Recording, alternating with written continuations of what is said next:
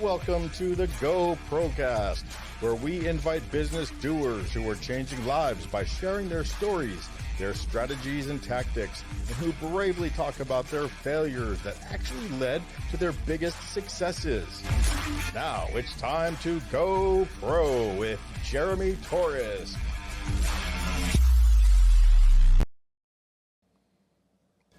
We have a special guest today because this is an in-studio interview, which I love because this guest is a local South Florida staple for business coaching. He's written a book called Knock It Out of the Park Leadership, the ABCs of Entrepreneurial Success, which goes right in line with my philosophy of coaching. And this guy is just one of my favorite people in the world. I'm so glad that I am in the same industry of him, so much to learn from him. I hope you will too. Please welcome to the GoPROcast, Coach Michael Dill. And we are live, really live. All right, let's get going. Having fun. Welcome to the GoPROcast, Coach Mike. Pleasure to be here. Thanks for having me. Yeah, no problem. You know, I talk about what we do in the world and how we help people. We met not too long ago through a very special person, Kevin Thatcher of Independence Title, when he had a Coral Springs and Parkland's dad group, put together a group, and that's how we met. So you got, we just have so much in common, really, really crazy stuff in common. When I started getting to know who you are, about you, and who you help, why you help them. And I wanted to have you on to really share your story and all that you do with people down here, and not only right here in South Florida, but how many people you've touched now around the world with this book. But let's get into it. All right. Tell us about just what did you do before coaching, before you got in there? I kind of know what it is, but and everything all leads together, but a little bit. Well, before coaching, it's kind of a long story. I started in the restaurant industry a lot of people had, waiter and all the way up to management. Left restaurant management when I was 30 years old and became a financial advisor and played that game for about 18 years, the ups and downs of the market and so on and so forth, and sold my book in 2005 and then became a consultant to financial advisors and money managers for about 6 years. And very interesting in 2008, going through brokerage firms and visiting advisors and money managers. Also my own experience in 2000 in the dot-com bubble. Learned a lot from that. And then left the consulting business and came across something in Success Magazine talking about build your own business while helping others grow. All right. And it was Action Coach Business Coaching. And I'm like, intriguing. And started doing my due diligence and speaking to people I really knew and trusted. And they say, Mike, this was made for you. And yeah. Been doing this for 10 years, Jeremy, and I absolutely love what I do, helping others. So basically, I think what I'm hearing is kind of what I experience is we've been through the mill. And once you go through that kind of experience in business through the 2000 and then in 2009, you've learned so much through your own experiences that you have some authenticity to share. And people just connect with you for that, I believe. Absolutely. A coach said to me a long time ago, and there could be a lot of people listening right now that they're struggling wherever they are, whatever it may be. He said, Mr. Dill, you're exactly where you need to be. And such a great quote, because we're always exactly where we need to be in the journey of where we're going. And I realized that everything in my past just groomed me to be the person I needed to be the coach I need to be for my clients so they can achieve more and get out of their own comfort zone. Yeah, exactly. And that's kind of where you, when you speak to people about their business, first off, I kind of want to know, who do you like to work with? What size business at a certain, how many people they employ? Do you work with solopreneurs, or is it a money, around a certain dollar figure of revenue? What's your? It's two things. My sweet spot is large companies with lots of moving parts, lots of team members, lots of divisional managers. The more challenges they have, the more fun I have. You're a glutton. I just love it because I'm able to take a tremendous amount of burden off the leaders and help them focus on what's most important, stay calm. However, it always comes down to the person, not the size of the company. Yeah. I've coached solo practitioners. If they're totally in the game and willing to do whatever it takes to be successful, I'll help them get there. That's hot. So if they're in the game, if their mindset is there, If they're buying in, If they're all in, I will take them to wherever they want to go. no matter what, the size on all that stuff, Yep. it's about the people that. Yeah, absolutely. Yeah. Because it's commitment is a word. A lot of people use it, but I want to work with people who are truly committed to doing whatever it takes to be their best. Yeah. So what is it about the commitment to yourself, the challenges that you like? What's your favorite part about coaching? What is your favorite kind of problems to solve? Well, coaching's interesting because it's not really regulated. Mm. So coaching is congruency. You cannot, it's learn, study, master, teach. Everything my clients are going through, I'm not asking them to do anything I haven't done myself. Yeah. And I could take my experiences when I had to gut it out and relate that to them, that they have the confidence to do what it takes to get to where they're going, because we've all been there before. Yeah. And Well, everyone's always looking at, like listening to this podcast to get that golden nugget of inspiration, or watching a movie, or going to a speaking event to get motivated, whatever it may be. Yeah. I think people are always going outside themselves to find the inspiration and motivation to get started. But every one of us has been to a situation in the past that we had to gut it out. We didn't think we were going to be able to make it through, and we did. So when we get connected with that and realize, like, wait a minute, that was me. Yeah. All you have to do is tap into your own strength. yeah. Get clear on that and just do it again. Exactly. And I think what happens when you are used to going outside is then you start the blame game. Yeah. You're finding reasons why it's not my fault. And when I lost my business, I knew exactly it was the bubble burst at 2009. I had 6 new build projects. I was laying fiber for in West Palm Beach. And, I financed myself to the eyeballs in 2007 and 8 to get there. And when that burst, was it really my fault? So many people were out of work across the country. People were losing their homes left and right. So many industries were affected. But yes, it was my fault. Yeah. I wasn't diverse.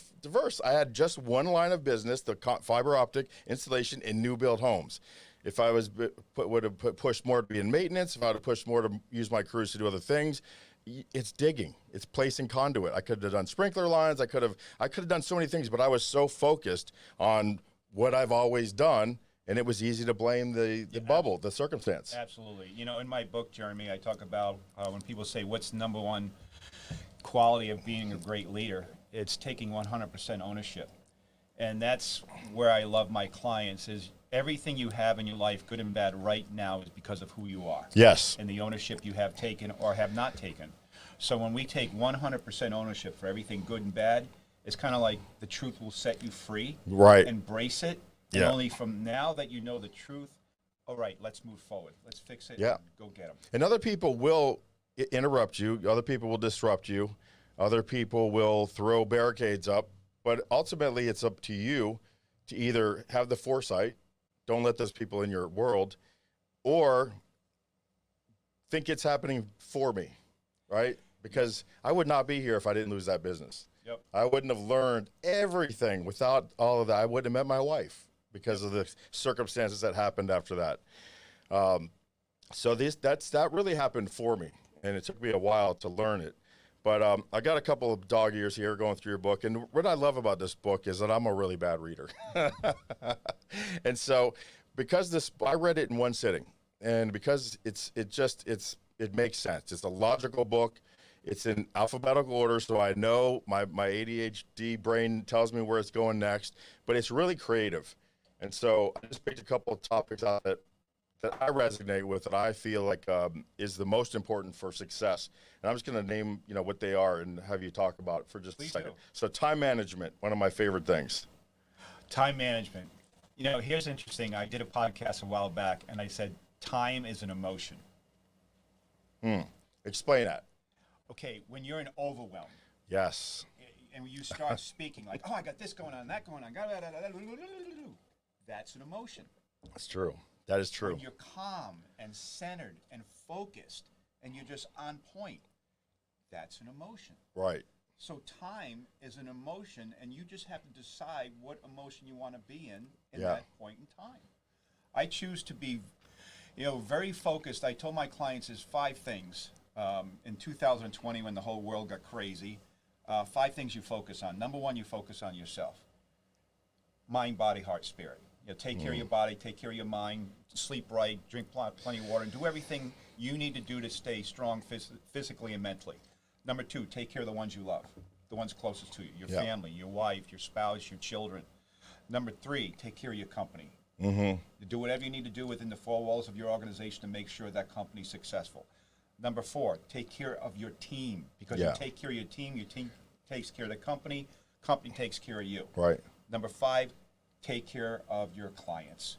So if it's outside of that 5, it doesn't matter. Right. What everyone tells you or shares or whatever idea, whatever they're saying, it doesn't matter. If it doesn't serve you and your purpose, it's like a mosquito at a picnic. Right. It's not even It's there. not there. So that's why kind of the WIN philosophy of what's important now formula has it. And it sounds to me like it's pretty much in order too, because you can't help someone until you put your own mask on. So taking care of yourself, happy wife, happy life, right? Taking care of the home. And then the company, if you're not taking care of that, you're not going to have anything for the team.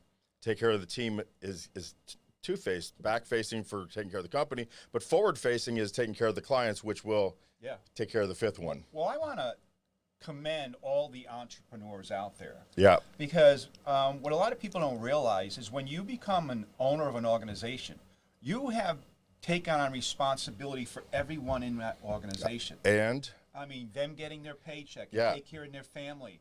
That's the family too. That's a big burden. That's right. And I respect entrepreneurs that stepping up and doing that, and then, and in addition, taking the ownership to take when things go wrong, they take the blame. When things go right, they praise their team. They praise them, yes. And I just have so much regard for the folks who are out there fighting each and every day and making it happen and taking full ownership and taking care of those who are closest to them. Yeah, and I think it is a fight, but you gotta like to fight. I'm a gladiator, but it's what I was born to do. And I admire the folks like that come to us and say, I can't do this alone.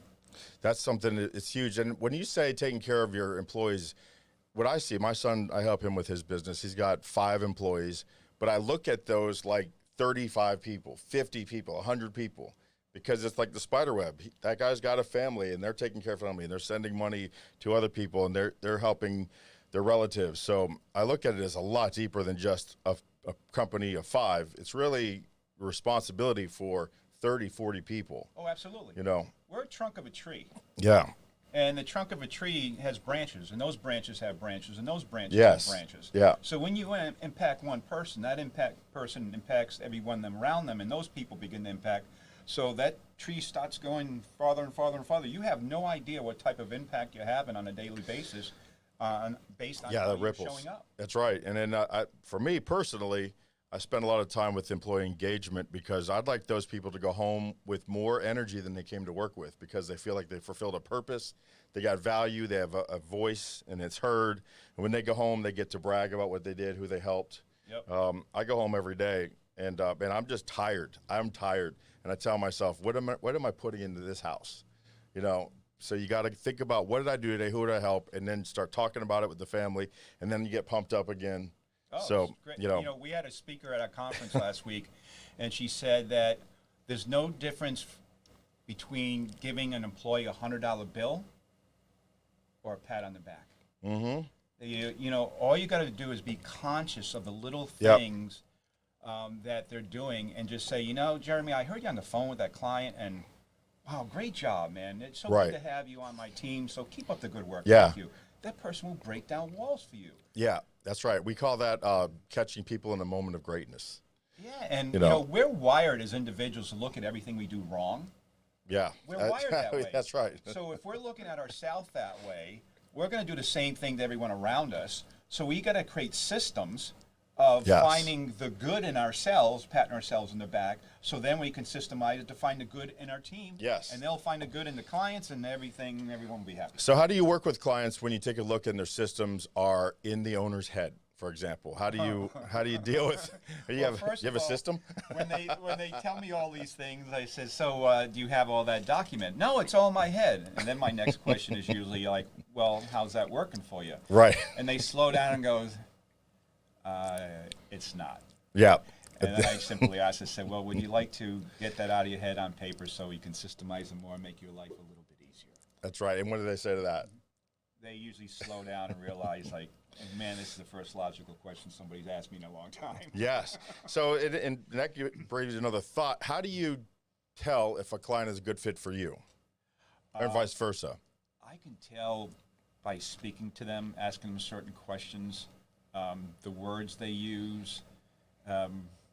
It's hard to describe. You know, I created an ideal client checklist of all the characteristics of an ideal client, and I created that from my clients that I love working with, and took all their characteristics, left and wrote them down and created an ideal checklist. So a lot of times when I feel it's right, and they're going to have to see, a lot of business think we have to earn the right to get their business. No, my clients have to earn the right to work with me. Yes. Yeah. I know what type of results, when my clients roll in, I know the type of results they get.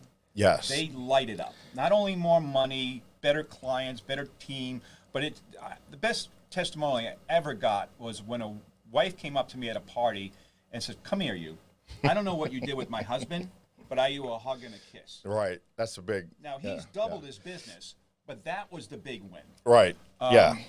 So I know the type of results my clients get, so I want to see if they're going to earn the right to have the same commitment in themselves as I'm going to have with them. When they can match my intensity and commitment, let's rock and roll. Yeah, If that's they hard to can't, do. I can pick it out pretty quick. Right. And we're a lot alike. Like I said, it's hard to match our energy. Right.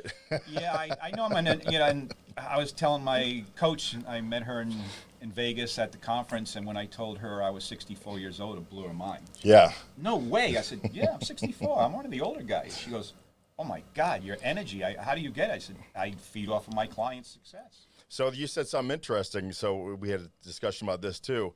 Never stop getting better means because you're a coach doesn't mean you can't learn or don't need coaching yourself. So you make it a point to have coaches yourself. Oh, absolutely. I mean, if we're helping everyone else with their blind spot, Yeah. who's going to catch ours? That's what, absolutely. And how valuable is it knowing that I have certain questions about something to put in place and apply, and I can say, okay, coach, this is where I'd like to go on today's call, and boom, we go down there and we address it. Yeah. It's so valuable. Yeah. So I have a problem with that, and maybe you can help me, and I think I'm hoping other people have a problem with this. As clients, when I'm with a coach, a business coach or speaking coach or whomever I employ to help me, I kind of expect them to drive because they're the expert. They know me. We talk. We get to know each other.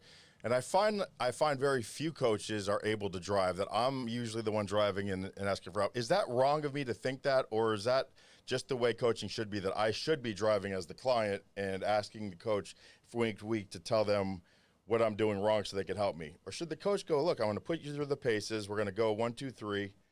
I mean, well, I think it takes a while. The coach is usually the driver in the beginning, and then the client somewhere along the line becomes the driver when he or she learns how to properly leverage the coach. I tell all my clients, I said, learn to leverage me. yeah.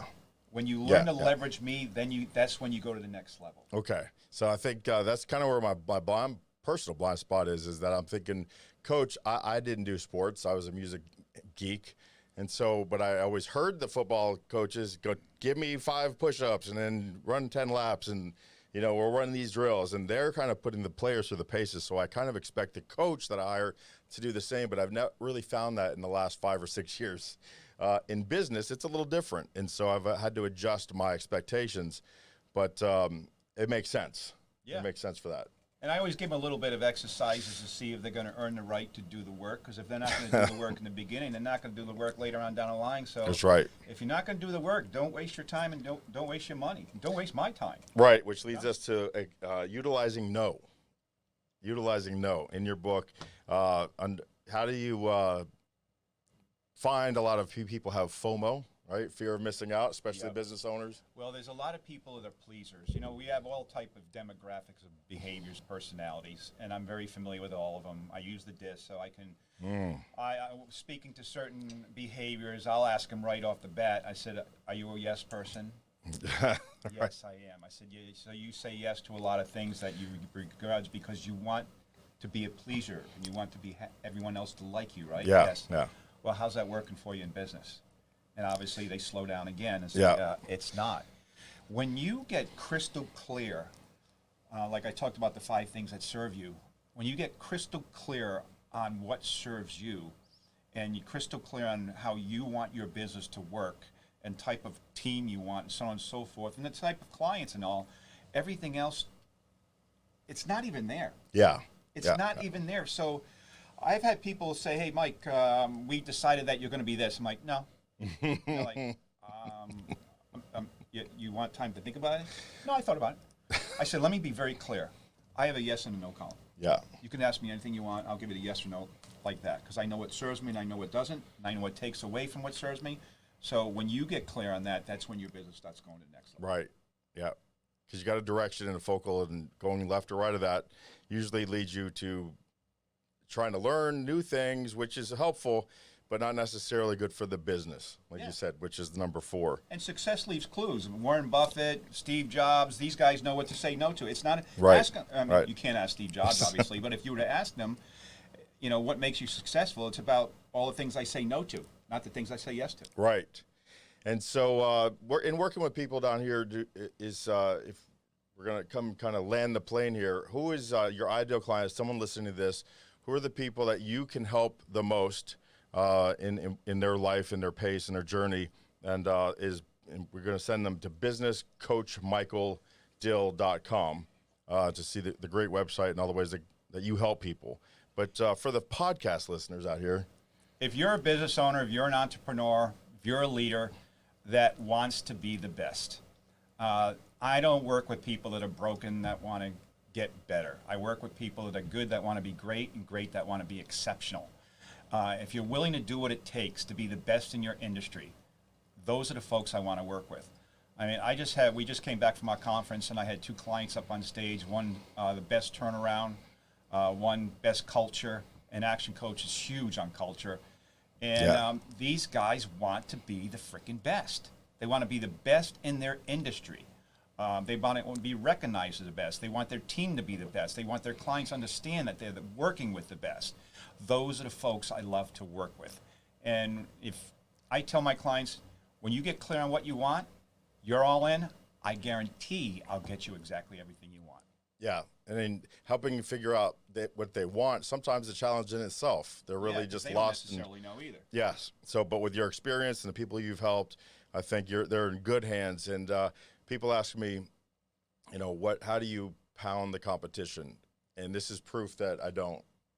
We are in this together. Amen. This is the more people we can all help. Nobody can help everybody. And learning from people like you has been my pleasure and my honor to have you on this show. And I appreciate the time you spent with me and my guest. And Thank you. Appreciate it. don't even hesitate. Reach out to CoachMichaelDill.com. And is it business coach? BusinessCoachMichaelDill.com. LinkedIn, lots of YouTube videos and stuff. Definitely reach out today. Get in touch with me if you need any reason to question who is the right coach for you, because this guy has so much more to offer than I do. Help people in different ways than I can help people. We all have our strengths, and this is the real deal. So, Thank you, Jeremy. All right, everybody. Don't forget to go pro, everybody. We'll talk to you next time.